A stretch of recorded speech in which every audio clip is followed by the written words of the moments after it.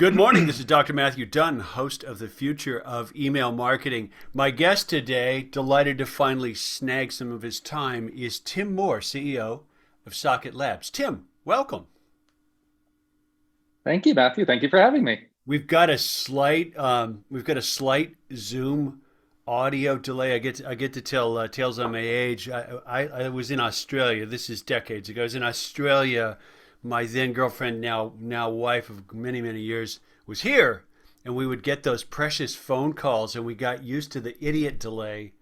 You get frustrated with the phone call, and you realize, oh, there's this little lag, and it makes you feel a little bit out of sync. And it seems like we've got a little audio lag going on Zoom right now. So if I step on You something, know, my I apologies. No worries at all, and I imagine there are a few people using Zoom at the moment, so Ah, we're battling for bandwidth. it's possible here in the hopefully the downhill slope of the COVID pandemic. I think Zoom is one of the companies that go, oh well, that was kind of good for business. uh, so Socket Labs, smarter messaging infrastructure, I think is the phrase you used when we were chatting before we started recording here. Do the elevator version of Socket Labs for someone who's listening. Yeah, absolutely. So the company as a whole has been around for quite some time. So it's over a decade old, and really where our roots are is in sending infrastructure and sending infrastructure through the two kind of what I would qualify as the key mechanisms by which email is deployed. It's either deployed on-prem, it's deployed through the cloud. Hmm. Socket Labs started with on-prem. They Oh, eventually really? evolved Okay. into cloud, Yeah. as many have in the space. And that's really where the roots are is within email infrastructure. Now, I would say where we're headed and where we think the opportunity exists within the marketplace and where the need exists within the marketplace is really taking that email infrastructure that largely hasn't undergone a lot of change over the past 10 years or so and start to reimagine it and start to think of ways that we can make the sending pipe smarter than it is today. So take what is a relatively unsophisticated and somewhat commoditized sending pipe and really turn it into something that's intelligent and something that can play nicely with some of the other advancements that have been made in the space and the marketing automation and the personalization and the segmentation spaces, and really allow those applications and those companies to get the most out of their email programs. So run that through a relatively simple example. Someone's sending a campaign to 1,000 people. They've got permission to send to them. What are some of the smarter things that you either do or envision doing? Yeah, absolutely. So I think the way that I would describe it right now is you have a few different hops that things really start to make. So if you start at the far left, you have your data intake process, which is kind of becoming CDPs right now. So you have your customer data platforms where data in. Okay. Data gets pushed from a customer data platform into a marketing automation engine. Yep. And in a lot of cases, what then happens is that marketing automation engine is then using what I would call relatively unsophisticated message piping to Hmm. fulfill that last mile of email channel delivery. Okay. What we really want to do is we want to bring intelligence to that last mile of channel delivery. We don't want to do things that are going to be stepping on the toes of the marketing automation companies. They've all come a long ways. They're Yeah. incredibly sophisticated. Yeah. The targeting that they can do, I couldn't have imagined 15 years ago when I Yeah. started in email. Yeah. So what Yeah. we really want to do is we want to enable that. That's certainly one use case. And then I would say the second case that we talk about is what you're seeing is more of a transactional use of email, which is developers connecting an application to email. And what they're Hmm. wanting there is they want to know that when they've connected their application to email, that email provider is going to do the best to make sure that that message gets delivered in the best way possible. Right. Um, Right. So you're part of. I mean, you're part of. In part, the increasingly fabric of APIs world, with a smarter. I want to send this and and tell me it, some more back. Right. Absolutely. And Okay. so much of it just comes down to that intelligence layer. And so that intelligence layer can be powered by a variety of things. And what we're really interested in is we're building email intelligence that's reacting to the real-time signals that you see. Email is a pretty data-rich signal in general. It is a data rich signal, and I was hoping we'd stumble into this terrain. It is a data rich signal, um, with some funny constraints and funny history, different than a lot of the protocols that I think marketers in particular are accustomed to them. I mean, this is not a website we're talking about here. And as we found to our shock in the last 6 months or so, some of the signals can get interrupted in ways we didn't expect, right? Absolutely, absolutely. With with all of the changes on that front, I mean, it is a really dynamic state right now, Yeah. and so what we really try to focus on is we try to focus on this marriage of data that can potentially exist within that. It's triangulating the data that you're getting in real time from mailbox providers, you're Okay. getting it from marketing automation companies, you're getting it from the email channel itself, the recipients themselves. Hmm. And so, really starting to marry up all of those signals and take actions that are going to ensure the best success for that message to be delivered. Not just delivered successfully, but delivered in a timely manner, and also delivered in an efficient manner. Yeah, that matters as well. One of the things that fascinates me about talking to people in the email space, a couple things. One, people who work in the email space really genuinely relish it. You know, it's like, look, I know it's been around, but this is a lot more complicated than you think. I know you send email from your desktop, sir, but there's a lot behind it, and there's a lot of room to grow and expand and do even more interesting things. And OPS, it dwarfs most of the other channels in terms of actual volume, intimacy of the customer, and so on, right? I mean, you've been in the email space a Absolutely. long time. I have, yeah. So I started an email in 2005. And I think, as with many, once email gets a hold of you, I don't think it tends to let go. Yeah, and you've worked on. I read through. I read through your profile on LinkedIn. I think you've worked in a variety of pieces. Most of them seem to have touched on the delivery and deliverability dimensions of email. Is that fair? Absolutely. And I think if I look back at my career over the past 17 years now, I would say one thing that I've really tried to do is I've tried to get a full understanding of every angle of the email ecosystem. It's Yeah, such a nuanced channel. yeah, And it's such a sophisticated channel that has so much potential that still hasn't been unleashed I agree. that I've really just tried to build the fundamental understanding of who are all the players in the space, how do things connect, where are there opportunities for things to work better than they've worked traditionally, and Yeah, so I've tried to do that through accumulating experience at email deliverability companies like 250 OK and Return Path, Oracle. marketing clouds like Oracle, and Yeah, yeah. email security companies such as Valmail. Yeah. I'm curious your thoughts because now you're steering the ship, right? You're the guy with the captain's hat on for Socket Labs. One of the things that struck me about the email space is it was cloud before cloud had a label to some extent, and I don't see the big clouds having the slightest idea what to really do in the email space. I mean, Amazon's got SES, and I've talked to almost nobody who uses it, for example. Absolutely. Yeah, I think when you look at the big cloud providers, be it Azure or Amazon or Google, Hmm. it's not something they fully embraced yet. I don't know Agree. that Yeah. they quite know how to react to it. I think Yeah. Isn't that's that probably funny? going to change. You think so? I do. I mean, you're starting to see some of those shifts happen.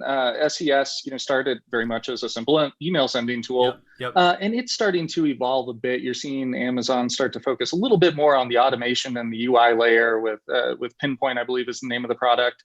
Yeah. So there are some movements in that space, but it's certainly not as fast as you would expect with those types of players. Yeah. And it seems like it's more difficult to put a block on the diagram and says handles email because of the complexity that you already alluded to, and frankly the sort of unpredictability and nuance and it is more complicated than it looks kind of thing. I mean, compute power, spin up a VM. I know that's not simple, but it's nuts, bolts, and screws for the digital age.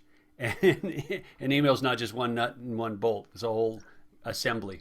It takes me back to a saying, and I can't attribute it to any one person because I've heard it from multiple people through the years. But as the saying goes, sending email is quite simple. Sending email well is very, very difficult. Yeah, there you go. There you go. Well, it will be fun to ringside seat and watch it evolve. It sounds like one of the strategies that you guys have afoot is to run smarter. And if some of the simple stuff starts to get more commoditized by big cloud providers, it's like, so what? Absolutely. I think there's always going to be a need for a smarter email sending tool. And I think a part of what makes us good at what we do is we know our surroundings. We know where we fit within the space. Mm-hmm. We don't try to boil the ocean. We don't try to do marketing automation better than a marketing automation company can do it. We Yeah, don't try to yeah, do segmentation better than a CDP can do it. yeah. We really try to focus on our core competency, which is really the successful and intelligent delivery of email. So that's absolutely where we're focused moving forward. Gotcha. So you fit, you're in the more invisible piece, if you will, of the job that an agency or an email marketer or an email marketing department is up to. Vital, but they're not necessarily staring at SocketLabs logo on a user interface all day long, right? Absolutely. We're a bit more behind the scenes, and I do hope with us really embracing the intelligent sending of email that it is something that is more highly valued by the industry. I think it's always been kind of viewed as a given that if we do everything up to that sending of email, it's going to go out the door, and pipe A is going to connect to pipe B, and things will happen. Yeah. I think what we really would like to do is we'd like to start to bring some interesting variables to that, because that's just an area that really hasn't been optimized yet. If you look at the industry as a whole, there's been optimization all around the messaging pipe, but nobody's actually optimized the messaging pipe itself. When you look at the optimization, personalization has obviously come a long ways. You have subject line optimization, you have content optimization, send time optimization. Everything about email can be optimized. But the one thing that nobody's really done is nobody's really figured out, are we sending email the most intelligent way? Is email being routed the most intelligent way? Are we reacting in real time to data signals that we should be reacting to? Yeah. And so that's where we really want to start to challenge the status quo. Good. I'm glad to hear that. I'd actually have to say my reaction to the list you just went through is I feel like the actual content piece of email is still a poor cousin at best. Companies will spend $1 zillion on the tool that's going to send campaigns, and then they send ugly stuff, irrelevant stuff, and don't really know what's inside the envelope at a certain point. I challenged someone the other day on a call. They were talking about a case study, and I'm like, so do you really understand the content that made the difference? And the answer, honestly, is no. There's no real measures and metrics and rigor to that piece of it, which baffles and frustrates me to leave that aside. There's definitely room for smart delivery, so it's cool to hear where you're headed. I looked at a stat on the SocketLabs website. You touch, what is it, 600 million messages a day? Well, it's data points. So Data when we're points. looking at all the data points that we're ingesting, I mean, that just speaks to some of the data rich signals Yeah. that exist within email. And so what we really want to do is we want to make sure those data signals don't go unused. I think in too many cases, we aren't fully leveraging the ability to intelligently send through interpreting data signals intelligently. So And it's almost all this email data. I don't want to say goes to waste, but it certainly is suboptimally used. yeah, it goes to waste is good. So what are at least a couple of the layman or business person would get it examples of signals not necessarily used optimally? Yeah, so I would say certainly the way that so let's take a multi-tenant sender. So let's take somebody who sends on behalf of others. So a marketing automation company, for Okay. example. Okay. There's some really interesting things that can be done with how you pool IPs and how you segment customers and how you make sure that a bad customer doesn't negatively impact good customers. And most importantly, how do you identify quickly and remediate a bad customer? Okay. So I think there's a ton of opportunity within that space. One of the things when you talk about somebody connecting, a developer connecting an application to email, Mm-hmm. I think one of the areas that we really want to start to focus on is getting to those folks early and installing some of those deliverability principles early. because it's really easy. Well, it's I should say it's easier to do things right from the start than it is to go back and fix something that's already Yeah. broken. Yeah. So we really want to install some of those deliverability principles, and some of them are done through people and guidance, and some of them are done through product and intelligence. Hmm. But we want to make sure that those values are graphs really early in the process, so people are off on the right foot, before they do run into issues, and so they're sending in the right way right off the bat. And I think that's something the industry struggled with a little bit. I don't think deliverability principles and concepts and intelligent sending strategies happen early enough in the life cycle of people that are using email. I think too Yeah. often it's too expensive, or the solutions are too over engineered, or the offerings are overkill. I don't think there's a great path for somebody who's just getting to that size where deliverability really should matter. Hmm. I don't think there's a great entry into that world for them, and so that's one of the things that we really want to focus on, is Gotcha. Okay. not just catering to the largest, most sophisticated senders in the world. That's absolutely what a lot of our next gen platforms are going to be designed to do, but also really starting to focus on those folks that don't have a deliverability resource internally, and they don't need a full-time deliverability resource. But those companies that we can help them by intelligently sending their email, we can help eliminate the need for that full-time role and start to focus on programmatically solving some of that, and educating them. So, rough analogy. Um, there was a time when a business of fill in the blank size would tee up the we're going to replace our website, we're going to put a new website in place, and they merrily jump into what the page looked like in the design and not really pay attention to search engine optimization until somewhere down the line. Now, honestly, most of the tools that grapple with websites have, like, look, you got to consider this, this, and this in terms of the SEO dimensions of this site from the very beginning. And it starts to build it in, because it's hard to recover. It's hard to recover your search engine ranking if you mess that up. And I'm using it as a rough analogy to deliverability. Fair? Absolutely. And when I think about deliverability as a whole, and just email delivery, Mm-hmm. what you really want is you want your infrastructure provider to get you the deliverability that you deserve. You don't want to be shot in the foot by things that either you or they are doing. So you want them to get the deliverability that you deserve, or delivery. I would use both in this case because I think both are applicable. Mm-hmm. And then what you really want to do in the long term is you want to always deserve better. And Right. and so that's really what we want to focus on. And I think there's a nice way you can do that through a combination of services and expertise, but also through technology that does a lot of that for you. Right. Right. Right. And stuff that even a good sized email shop is probably not ready to handle themselves, because there's a considerable amount of expertise, technology, data involved in doing that.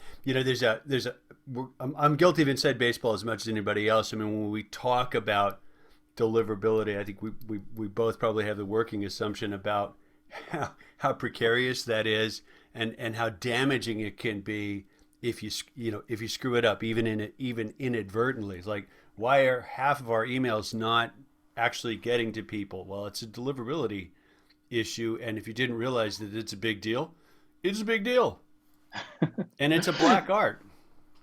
It's such an interesting combination of art and science that exists behind deliverability. Mm-hmm. That's what makes email such a nuanced channel, and that's what makes it so exciting too. Yeah. Yeah. And when you look at the industry as a whole, there's certainly a greater demand for deliverability expertise than the supply can permit right now. Interesting. Yeah. Yeah. I suppose that's fair. And it's since we're in a channel that still grows like lickety split every year, and gets more complicated. You were referencing just how dynamic the space is right now. I don't see that need receding anytime soon. And it doesn't seem to me, I'd be curious your reaction to this. It doesn't seem to me um, that it's at the level where you can bake the art entirely into the API and make it just a science. Like there's there's some people smarts and problem solving and very complex. This relates to that involved in sorting out deliverability issues. Yeah. Absolutely, and that's an area of focus for us because we do recognize that there is a supply issue when it comes to deliverability expertise. And so, what we really want to do is we want to focus on programmatically solving all the things that we can. That's going to get us some portion of the way there, but it doesn't get us all the way there. There will always be a need for that human deliverability expert. And so, what Mhm. we want to become is a very friendly tool to them. Oh, that makes We sense. want to give them the data that they're going to need to make intelligent decisions and recommendations to their customers or their Hmm. companies. And we want to do a lot of the more, we want to do some of the table stakes stuff for them that really isn't being done yet.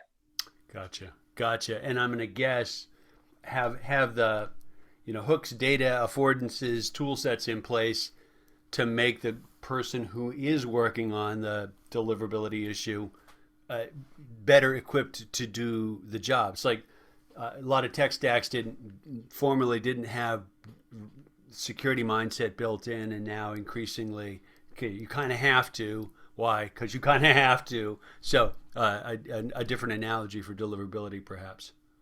Absolutely, and it's something that we certainly want to do. It's near and dear to our hearts. If you look at our senior leadership team, almost everyone has deliverability experience. Nice. It's a deliverability company at its At its, core. at its core. Cool. Now, SocketLabs is a company. I think you're in Colorado, correct? Are That's you correct. Yes, Colorado native? I am one of the few. Me too. Oh, how about that? Don't live there now, but yeah, yeah. If you do you know where Saguache is? That's always my test. I don't. You No, know where give me another you know where town near it. Salida is? Yes. Monte Vista, Yep. in between those two. Okay, perfect. Population 500. Lived there when I was a wee lad. But yeah, I love Colorado. It looks like you've spent much of your career in your home state, which is awesome. I've never left, at least Wow. not in person. Yeah. I certainly have virtually. Yeah, But, yeah. And is Socket Labs itself virtual in terms of footprint and where your people are? we are. Our roots were just outside of Philadelphia, and kind of post-pandemic, the majority of our headcount has been distributed, and that's probably the way we'll always do things now. That's right. And you took over this role in the company uh, within the pandemic time period, didn't you? It was, yeah, yeah. So it Wow. was, I guess maybe if midpoint Yeah, midpoint. or so. Wow. What what would it feel like building a plane on the fly like that?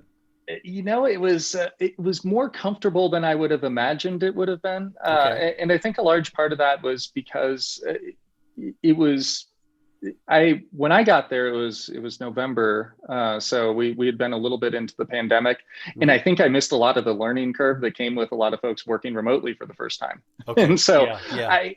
I got to join at a little bit of a better stage where I think everybody had grown pretty accustomed, Hmm. almost unusually accustomed to being remote.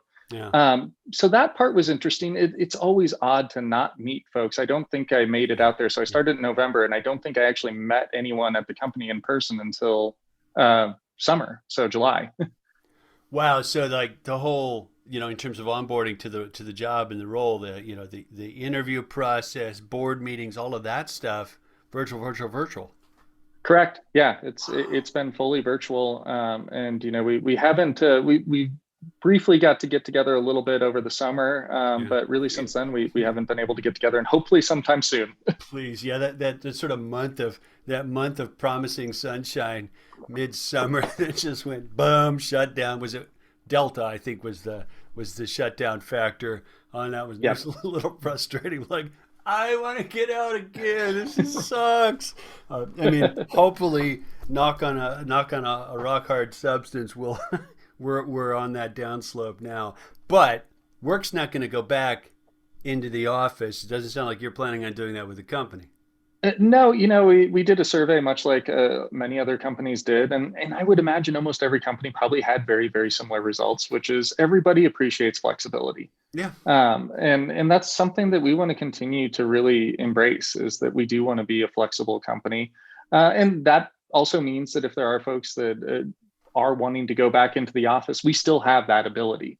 But the majority of the company is really comfortable working Really remotely. comfortable remotely. Yeah. Yeah. And it's kind of the It nature of the work as well. I mean, you don't is. handle cardboard boxes, right? So, It, No, absolutely, and I think some of the technologies that everybody's been able to implement have certainly been helpful in that. I've been thrilled with the way everybody's been able to work together. It's incredible that a series of all these boxes within a Microsoft Teams meeting can all collaborate as well as we can. Right. And so I was gonna it's I been was really gonna fun to ask you watch. I was gonna ask you about the tool set, Microsoft centric, Microsoft Teams, Office, etc. Yeah, yeah. I talked We to a are a lot of Microsoft companies. shop. Yeah, that's I'm actually a Microsoft vet, although way before Teams was envisioned, and it's been fun watching when Slack kind of busted loose. This is gonna kill Office. I'm like, I would not count the boys in Redmond out anytime soon. They've got a mighty foothold, and I talked to a lot of companies they're kind of comfortable in that ecosystem. And Teams seems to keep improving, right? Their Mac client kind of sucks. It's not Mac native certainly, but it is very serviceable, and Yeah, it's worked really well for us yeah, in a lot of ways. yeah, And back to your comment about Slack, I believe Slack was also one of the parties that was supposed to kill email. yeah, yeah. Oh yeah, yeah, yeah. That you're right. That was the prediction, and uh, we don't make hefty use of Slack, maybe in part because I personally find it astonishingly interruptive. Like, I'm working, I'm thinking, I don't want bing, bing, bing, bing, bing all the time, right? I'll get to you, when I'm done with this task. I don't. If you give permission for that constant interrupt, it can really chew the day up. And at the same time, Absolutely. virtual company, you can't stick your head in, like all the stuff we're starting to explore now. You can't stick your head in the office and say, "Hey, got a minute to talk about this?" So how do you conduct that so you get flow without destroying, a morning's work with the wrong interruption? It's a very interesting dynamic, and I've been thrilled, particularly on the product development side of the house, where there is Yeah, a lot of collaboration needed. yeah, Those teams have been phenomenal in how they communicate and how they still get those brainstorming sessions that yeah. you would generally only get in person. They've been very deliberate in setting ways to make sure those still happen. Good, good. Yeah, because we're gonna have to find the ways to reinvent something that we were wired to do a different way. I mean, if you look at the literature, particularly the academic lit, on collaboration and innovation, the informal stuff is integral, if not more important than the formal stuff. But we're not having beer and coffee, with the people that we're collaborating with now. We're doing things like this, and figuring out how to allow for the social exchange of information that underlies a lot of innovation. It's gonna be a heck of an experiment for a while. Absolutely. And it was one of the things that I was really concerned about making sure that we did install at the Yeah, company, yeah, because we have these roots that exist, and some of our team members have expertise that's more deeply rooted in on-prem, some are more deeply rooted in cloud. okay, And I wanted this healthy level of friction to exist. And I wanted some really intelligent conversations to happen. And what I ultimately wanted is I wanted us to take the approach of, hey, we've all been in the industry for a long time. Everyone says hindsight's 2020. We've got a lot of hindsight. yeah, What would we do? What would we do to build the best of both worlds and build something today? And I was a little bit worried with the conditions. How do you make sure those conversations still happen to the degree that you want them to happen? yeah. And I've been absolutely thrilled with the way the team has reacted and responded to Excellent, the challenges. excellent, excellent. Yeah, and you know, people are they seem to be rising to work in a lot of ways, in the sense that the I've worked remotely for most of 20 years. So it's kind of like, welcome to my party, everybody. And the reservations that had held so many employers back from the work from home thing, because the technological mechanisms have been around since before the big bug got loose, right? But honestly, there was a trust thing. Well, if you work, so I'm not really sure you'll get as much done. And like, you look and people are like, yeah, I will. In fact, guess what? I'm getting more done than I was before. So, like, thanks for letting me off the hook. I could have told you that. I could have told you that a decade ago or something like that. And P.S. Adding an hour to the day probably doesn't suck for anybody. No, it's amazing the time that everyone gets back Yeah, through yeah, that, and also just it's so nice that everybody's able to work on their own mental schedule. Yeah, good point. It's difficult to sit at a desk for 8 hours and be sharp. Yeah, yeah, and when you're sharp is different person to person, and what refreshes you or reloads that or resets that differs person to person as well. Do you have any folks, without naming names, do you have any folks who you think would go back into a socialized work setting, an office, a shared office, a colo, or something if they had the option? I think there probably are some folks that prefer that, and I don't know that they would do it necessarily full time. I think Yeah, like generally what I six sensed from days a our week, surveying, yeah, it was part time, kind of part on time. their schedule, Yeah, which you can't blame anyone for. I mean, that's the one thing that this has all introduced is flexibility. I ran a virtual company in 2005, 2006. Head office was Southern California, but we hired a marketing team. I stole them from a company, VP and designer. And the designer thought she was itching to work from home.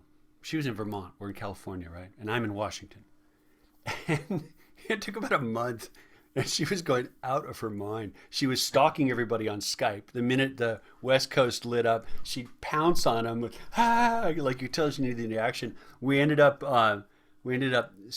paying for a desk at a company in town, a completely unrelated company, so that she could work but be around people. Because for her, that was just a better fit. She was going out of her mind working at home. It's like, huh? And I'm going to bet my gut is there's at least a third of people for whom that's better.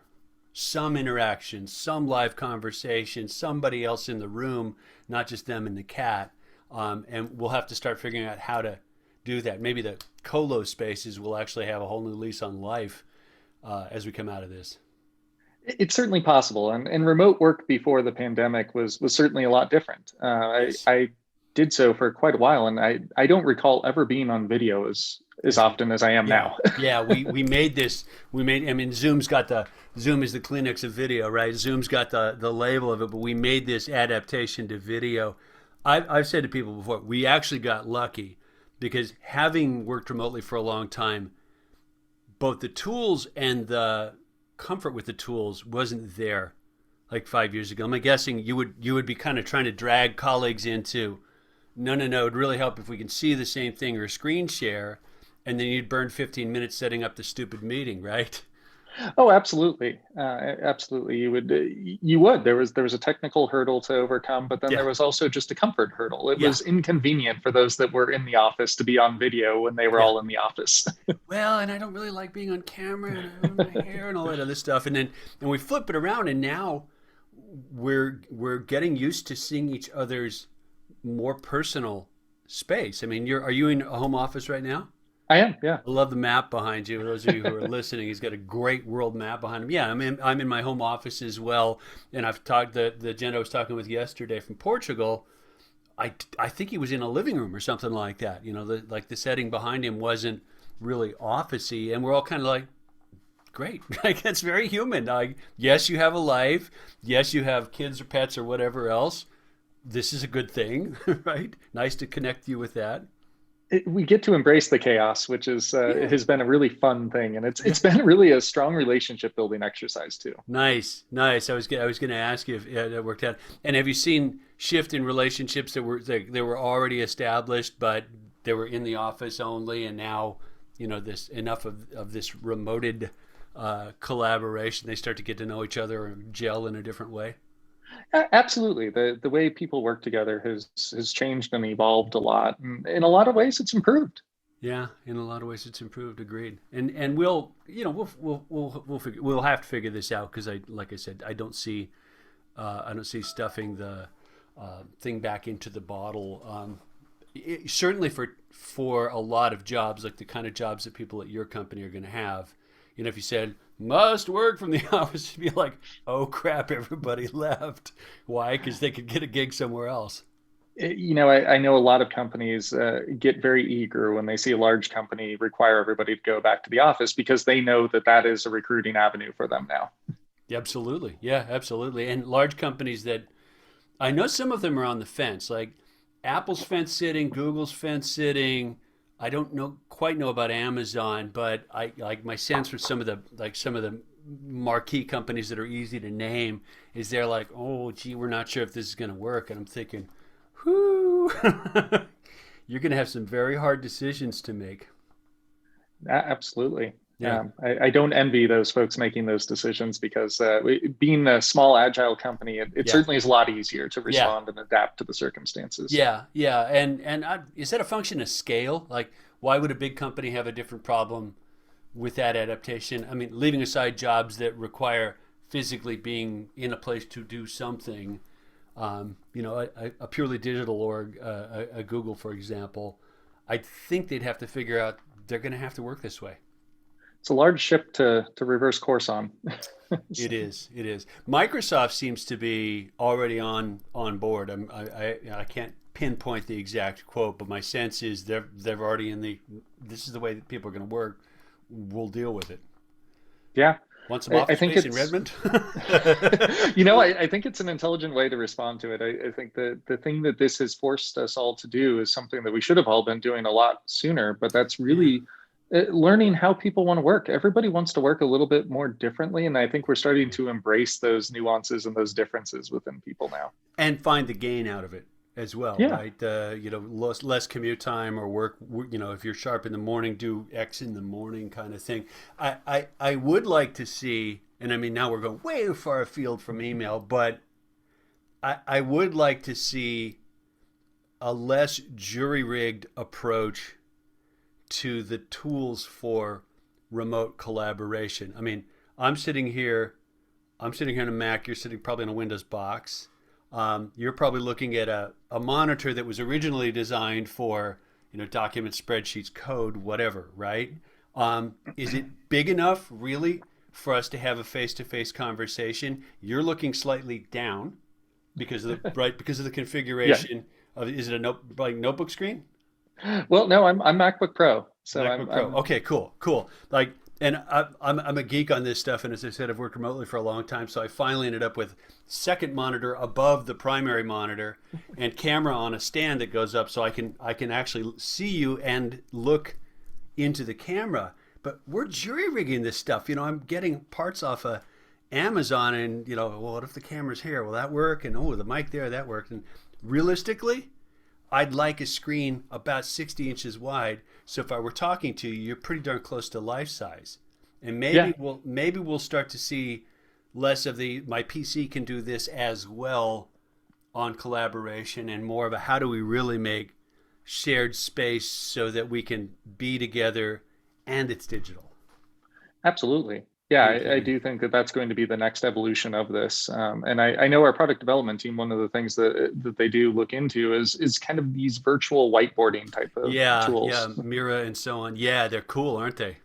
It's really cool. I mean, imagine this just even a few years ago.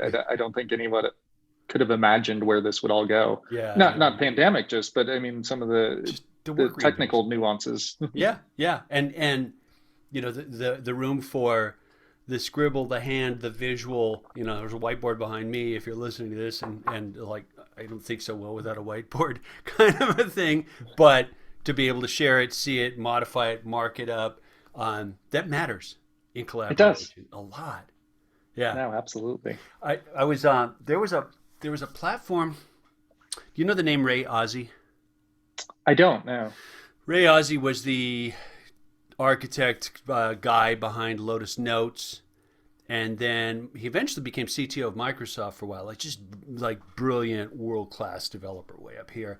He spent a couple of years working on a platform. Gosh, I think it was called Groove, and it was a peer to peer work and collaboration platform. Microsoft eventually, when they bought Groove, I think to get Ray Ozzie there.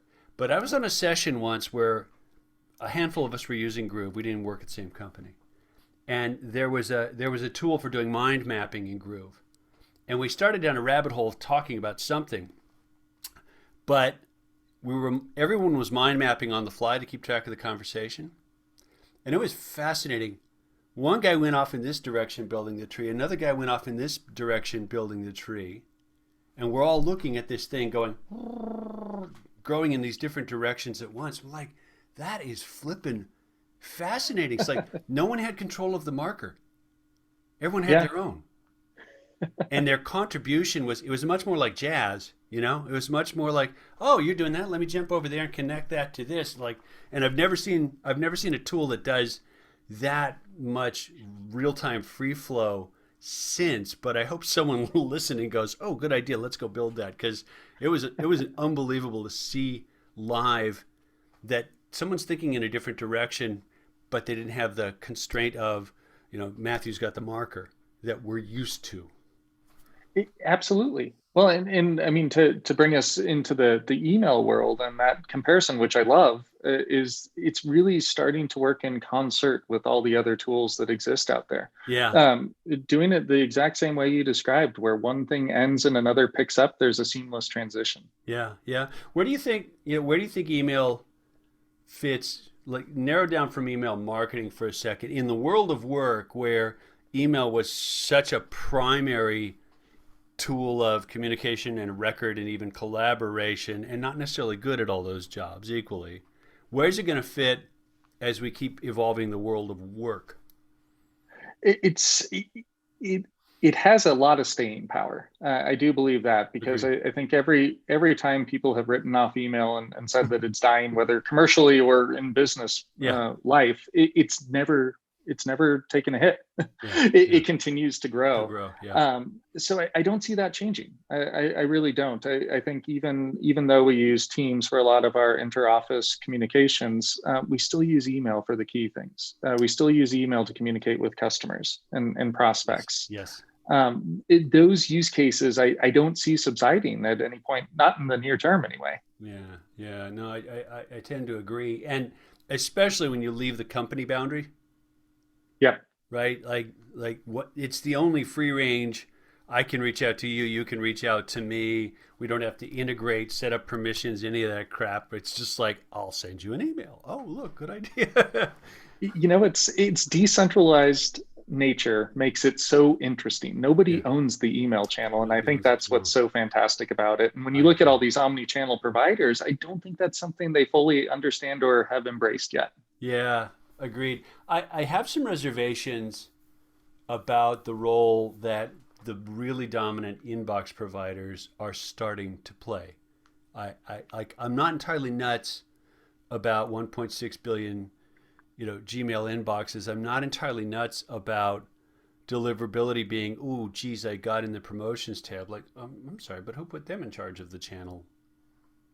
What do you think?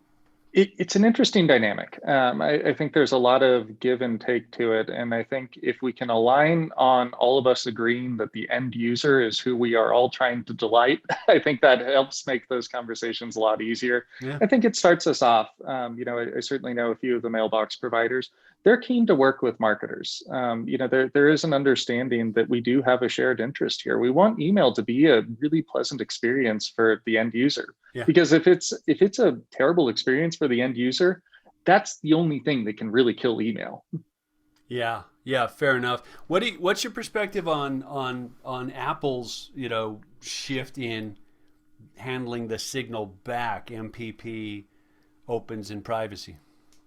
It's interesting. It certainly puts a greater reliance on other data sources. I think opens were always a really interesting signal, both from the marketer and deliverability practitioner perspective. So to have that signal nullified a little bit, and I wouldn't say that it's rendered useless because I do still think it's a strong directional signal. Hmm. But to have that change take place, we all had to adapt, and it's something that was probably long overdue anyway. Yeah, yeah. We have a scoring product, so we look at mail streams and we score them relative to other mail streams. Hmm. And I believe there's 36 data inputs that go into it. So opens was one of them. Okay.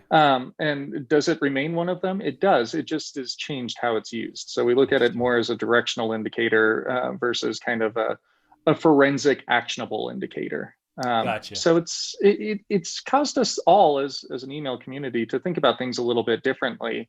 But I think some of that's overdue. I do think that some of us were probably a little bit too reliant on engagement data.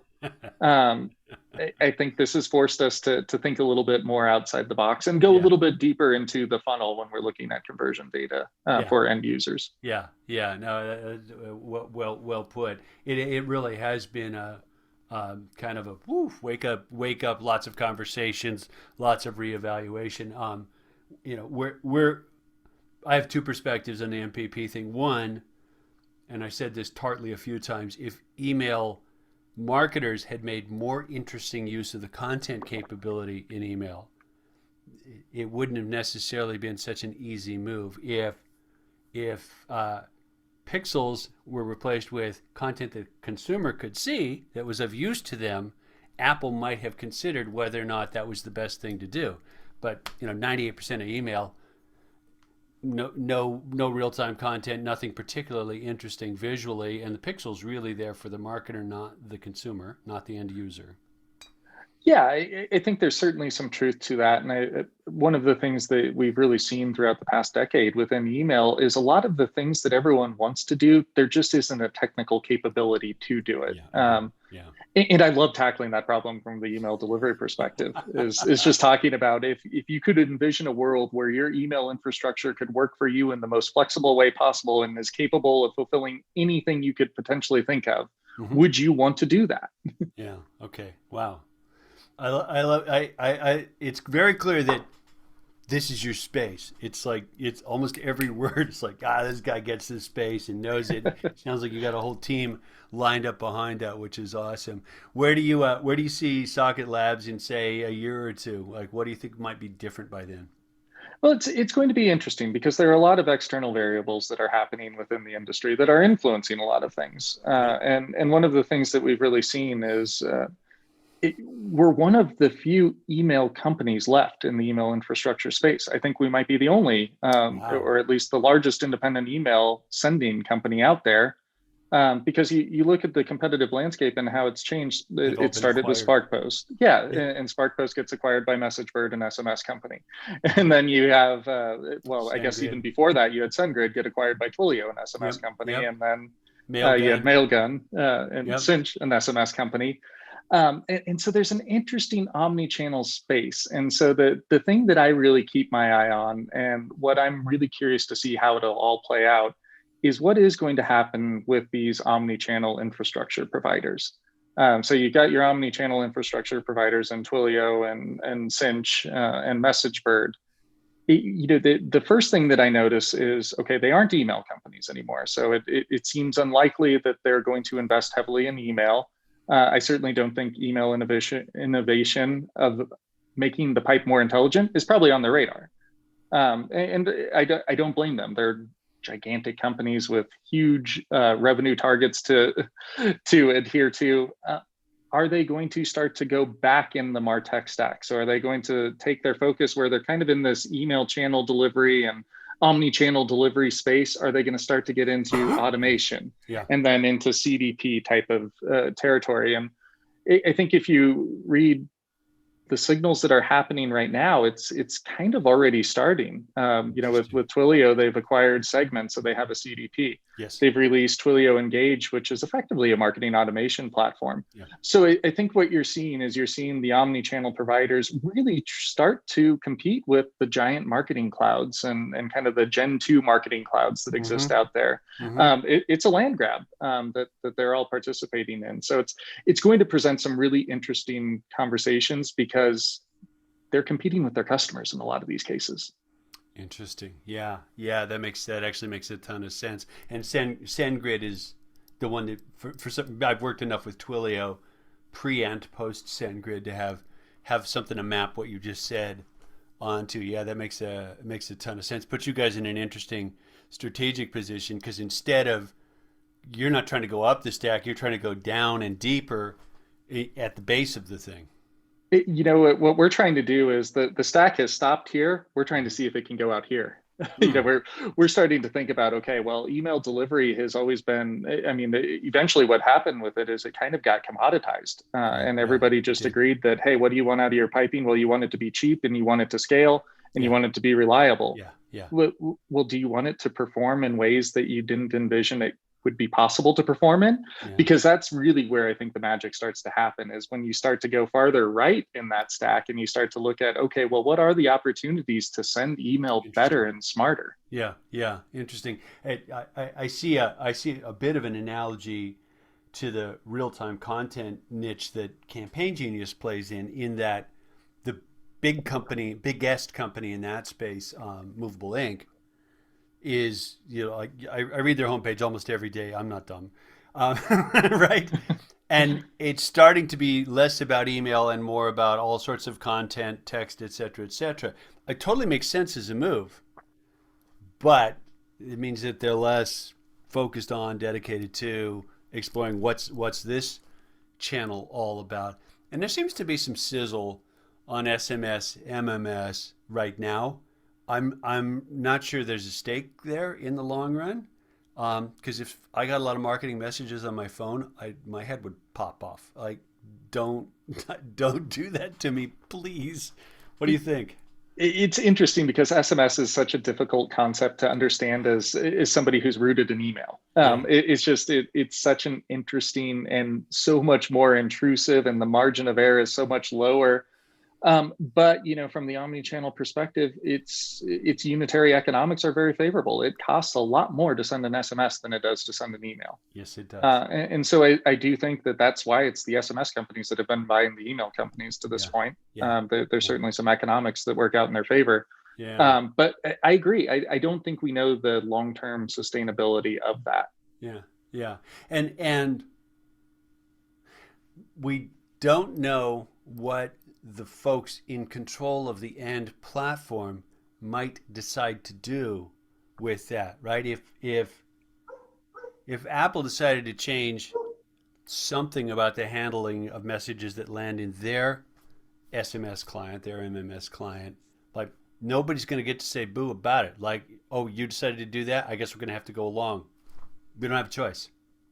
Yeah, absolutely. And MMS, SMS, you're dealing with such a more strongly regulated channel. Yeah, Where email is decentralized, we're yeah, talking about yeah. something that is quite the opposite. Yes, So yes, it's a very interesting channel, and I do think that a lot of what the marketing automation providers are doing, particularly kind of the Gen 2 marketing clouds, what I call them, is yeah. your Iterables and Brazes and Mm-hmm, Klavios mm-hmm.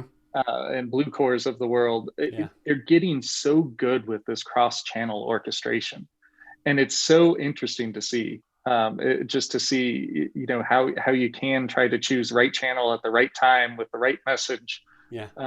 There are a lot of advancements that have been made, so it's certainly an exciting space. But from our perspective, the thing that still gets left behind is, Yes. what do you do to make the email channel more effective? Well, head of one of the bigger email marketing agencies out there commented on a call a month or two ago. He said, if you want to grow the email channel, let them try some SMS campaigns because they'll come running back once they see the bill.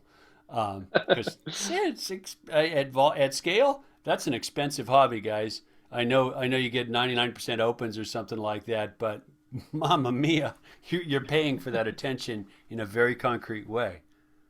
Absolutely, and it's why email is still really the horsepower of the marketer's tech stack. Yeah, yeah. I mean, when you look at all the channels, the ROI on email is still tops. Tops, yeah, yeah, hands down. I also think messaging is never going to unfragment either. I mean, it's easy to talk SMS, MMS, but there's at least two endpoints that behave differently there, and WhatsApp, WeChat, like you can start going down a list of other messaging channels, and there's not a standard. Whereas when we're talking about email, there is. Yeah, oh, absolutely. There is a standard. The way people send email has been relatively unchanged for a while now. Wow, yeah, yeah, Yeah, and so I think it's just interesting to see a channel that's been around as long as email has and generates the ROI that it generates, which is outstandingly high. yeah. Yet I would still probably call it a channel that hasn't been fully optimized. Agreed. I do still think there's a lot of room for optimization within Totally. email, and I certainly understand the movement towards omni-channel, and I certainly understand what the market conditions are permitting there. But boy, there's still a lot left to do in email. Yeah, yeah, yeah. Well, That's a good concluding sentence right there. Nicely wrapped up. Uh, if someone's intrigued by what you're saying, which I'm sure they will be, best place for them to hunt down Socket Labs is at SocketLabs.com. It is indeed, yes. Well, that's cool. Well, thank you, Tim, for making the time. It's been a. I knew it would be a great conversation. I knew we'd go down some rabbit holes, but it was good. No, I appreciate it. Likewise. Thank you for Cool. having me. We'll wrap it up. My guest has been Tim Moore, CEO of Socket Labs. Thanks. We're out.